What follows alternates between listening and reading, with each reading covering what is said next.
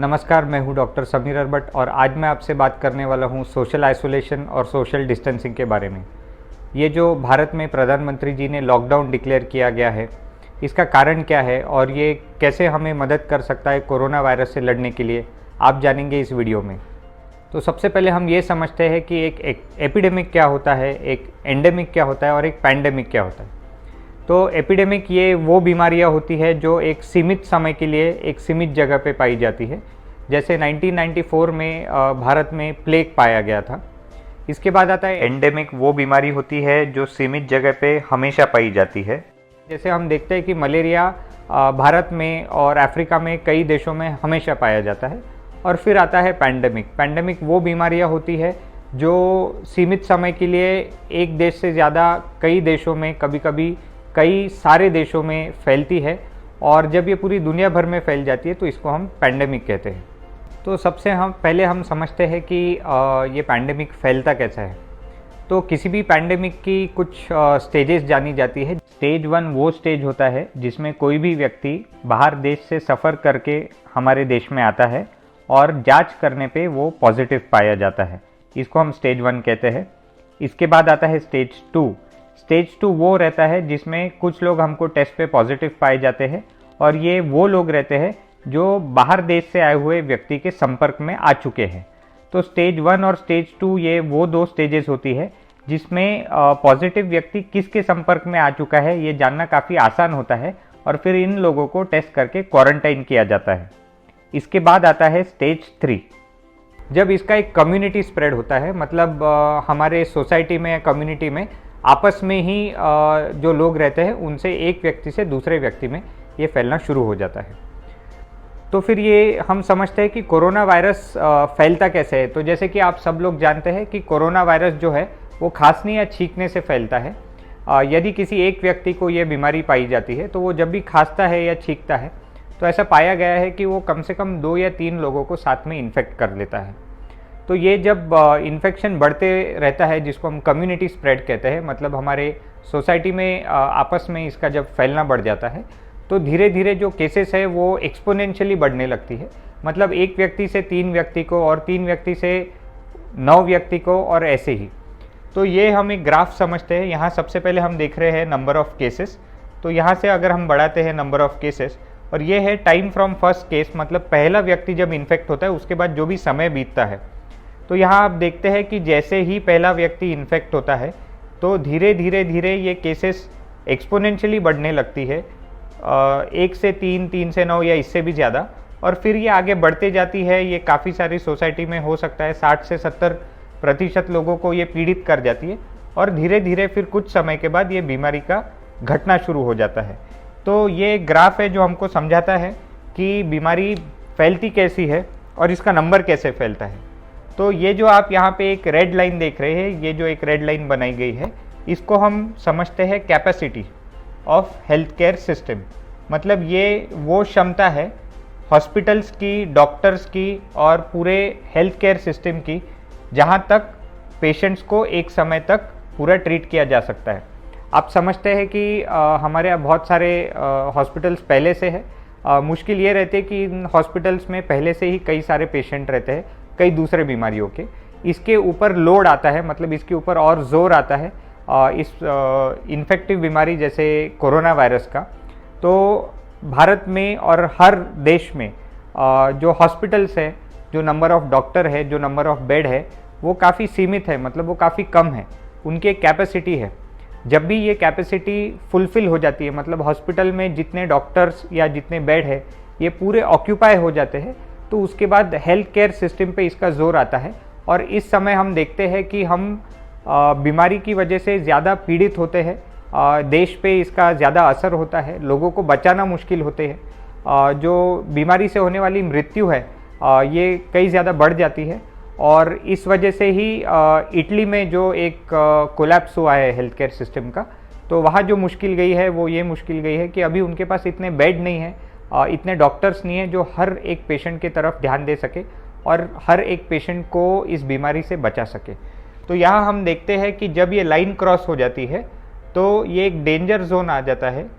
ये वो एरिया है, मतलब ये वो लोग हैं जिनको संभालना या जिनको ठीक करना डॉक्टर्स और हॉस्पिटल्स या गवर्नमेंट के लिए मुश्किल हो जाता है, क्योंकि इस बार हम ओवरलोड में मतलब कैपेसिटी से आगे बढ़ जाते हैं।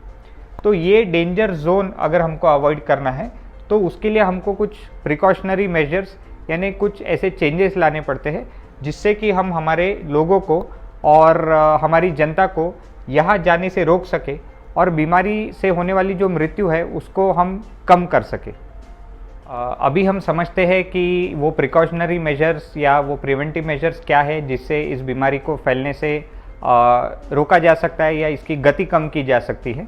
तो सबसे ज़रूरी और सबसे पहला जो तरीका होता है ऐसी कोई पैंडेमिक को फैलने से रोकने का, वो होता है पेशेंट आइडेंटिफिकेशन एंड टेस्टिंग। मतलब उन लोगों को टेस्ट करना जो सस्पेक्ट है, जिनको ये बीमारी होने की आशंका है, और टेस्ट करके पता करना कि कौन लोग पॉजिटिव है और कौन लोग नेगेटिव है। इसमें मुश्किल ये होती है कि बड़े देशों में बहुत सारी जनसंख्या होते वक्त टेस्टिंग काफ़ी मुश्किल हो जाता है। टेस्ट से संबंधित कुछ कॉस्ट इश्यूज़ रहते हैं, समय का भी इशू रहता है, टेस्ट की रिपोर्ट आने को समय लगता है, और ये आसान नहीं होता है कि आप पूरे देश में हर किसी व्यक्ति का जल्द से जल्द टेस्टिंग कर सके। दूसरा तरीका होता है सोशल आइसोलेशन या सोशल डिस्टेंसिंग, जिसके बारे में आपको मैं समझाना चाहता हूँ कि ये लॉकडाउन जो किया गया है भारत सरकार की तरफ से, ये सोशल आइसोलेशन और सोशल डिस्टेंसिंग के लिए है। आपको एक मैं चित्र दिखाना चाहता हूँ, अगर आप समझ सकते हैं तो यह एक व्यक्ति है, ये पहला व्यक्ति है, इनको हम कहेंगे फर्स्ट इन्फेक्टेड पर्सन। तो यह वो व्यक्ति है जिसको कोरोना वायरस का इन्फेक्शन हुआ है, और यही व्यक्ति अपनी खांसने से या छींकने से हो सकता है एक समय पे 2 या 3 लोगों को ये बीमारी फैलाए। फिर क्या होता है, जब ये व्यक्ति को इन्फेक्शन होता है तो ये व्यक्ति आगे जाके और 3 या 4 लोगों को ये इन्फेक्शन देता है, और यह एक व्यक्ति जिसको इन्फेक्शन हुआ है ये फिर और 3 या 4 लोगों को इन्फेक्शन देता है, और ऐसे ही करते करते ये बीमारी जो है ये बढ़ते जाती है, और हम देखते हैं कि कुछ ही दिनों में बीमारी कुछ 100 लोगों से लेके फिर हज़ारों में और फिर लाखों तक बढ़ जाती है। इस बीमारी में एक और मुश्किल ये होती है कि जब किसी व्यक्ति को यह इन्फेक्शन होता है या वो पॉजिटिव होता है तो ज़रूरी नहीं कि उनको यह सारे लक्षण, सर्दी खांसी या सांस की तकलीफ़ के लक्षण दिखाई दे। मतलब कुछ लोग कैरियर भी हो सकते हैं, मतलब वो पॉजिटिव है पर उनको कोई बीमारी नहीं है और अनजाने में वो अपने आसपास ये बीमारी फैलाते हैं। तो सोशल आइसोलेशन ये इसलिए किया जाता है कि हम इस कड़ी को तोड़ सके। तो यदि यह व्यक्ति अपने साथ 4 लोगों को अगर इन्फेक्ट करता है तो सोशल आइसोलेशन से हम कोशिश करते हैं कि यह व्यक्ति अपने घर पे रुके। अगर इसको इन्फेक्शन है तो वो एक व्यक्ति को फैलाने से फिर जब रोकना चाहते हैं हम, तो हम उसे सोशल आइसोलेशन के तरीके से, मतलब घर पे रोक के इन्फेक्शन हम रोक सकते हैं, क्योंकि यह व्यक्ति जनसंख्या के संपर्क में आना रुक जाता है। जब भी किसी व्यक्ति को लक्षण आते हैं तो हम उनको आसानी से ट्रेस कर पाते हैं, मतलब हम ये देख पाते हैं कि पिछले कई दिनों में वो किस किस के संपर्क में आए, और ऐसे ही केस आइडेंटिफिकेशन बढ़ता है। तो यह जो कड़ी है ये कई जगह पे तोड़ सकते हैं हम, अगर हम सही तरीके से सोशल आइसोलेशन या तो फिर ये जो लॉकडाउन है इसको हम सही तरीके से फॉलो करें। तो यह कारण है क्यों भारत सरकार ने ये लॉकडाउन किया है। और इसके बाद और बहुत ही ज़रूरी एक प्रिकॉशनरी मेजर जो है, जो हम पहले से कई बार डिस्कस कर चुके हैं, ये कई बार आप पढ़ चुके हैं, जान चुके हैं, वो ये है कि जब भी हम खांसते हैं या छींकते हैं उस समय पे हमने हमारा नाक और मुंह कपड़े से ढकना है। हमने कोशिश करना है कि हम दिन में ज़्यादा से ज़्यादा बार सोप से या फिर हैंड सैनिटाइज़र से अपने हाथ साफ करें। यदि हमको इस बीमारी के कोई लक्षण है, हमको सर्दी है, खांसी है, सांस की तकलीफ़ है, तो हम जल्द से जल्द एक डॉक्टर के संपर्क में आए। और यदि हमारे आसपास किसी और को ऐसे कोई लक्षण है तो हम कोशिश करें कि पहले उनको एक डॉक्टर के संपर्क में लाए, उनका इलाज शुरू करें। और घर पे ऐसे कोई व्यक्ति को बीमारी है तो उनको एक अलग कमरे में रखें, उनसे कम 2 मीटर का डिस्टेंस रखें, उनका खाने का जो सामान है, उनका जो रहने का सामान है उसको हम अलग रखें। ये सारे तरीके किए जाते हैं, ये सारी कोशिश है ताकि हम कोरोना वायरस को फैलने से रोक सकें। बीमारी रोकने के लिए हमें सेल्फ हाइजीन फॉलो करना बहुत ज़रूरी है। इस लॉकडाउन में हमने घर पे रुकना ये भी बहुत ज़रूरी है। और ये एक बहुत ही इम्पॉर्टेंट तरीका है जिससे हम इस बीमारी का जो फैलना है उसकी गति हम कम कर सकते हैं। आगे की जो लड़ाई है कोरोना वायरस के अगेंस्ट में, ये थोड़ी सी मुश्किल हो सकती है, इसको थोड़ा समय लग सकता है। इसके लिए ज़रूरी है कि हम सब लोग सारे प्रिकॉशंस फॉलो करें जो हम इस वीडियो में डिस्कस कर चुके हैं।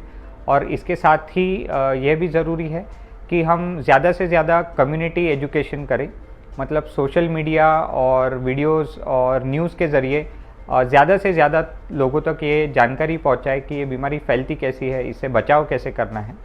इसको हम एक रैपिडली इवॉल्विंग सिचुएशन कह रहे हैं।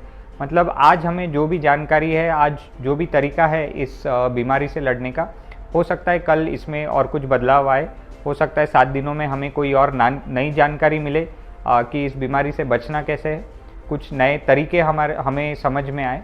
तो ये जो हेल्थ केयर सिस्टम है, डॉक्टर्स है, गवर्नमेंट है, नर्सेस है, इसके ऊपर ज़ोर आने से रोकने के लिए हमें बहुत ज़रूरी है कि हम सारे प्रिकॉशनरी मेजर्स फॉलो करें।